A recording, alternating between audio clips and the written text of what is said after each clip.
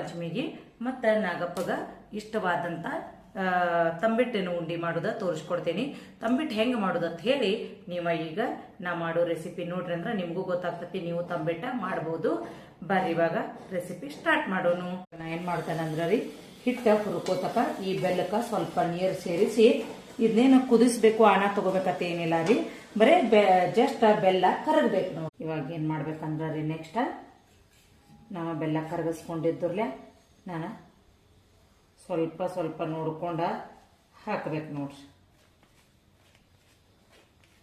ನಾನು ಜಾಸ್ತಿ ನೀರು ಹಾಗೇನೈತ್ರಲ್ಲ, ನಡು ಒಂದು ಬಟ್ಟ ಇಟ್ಟು ಒತ್ತಿ ಒತ್ತಿ ನಡು ಹೋಲ್ ಮಾಡಿ ಇದನ್ನು ರೌಂಡ ಮಾಡ್ಬೇಕು ನೋಡ್ರಿ.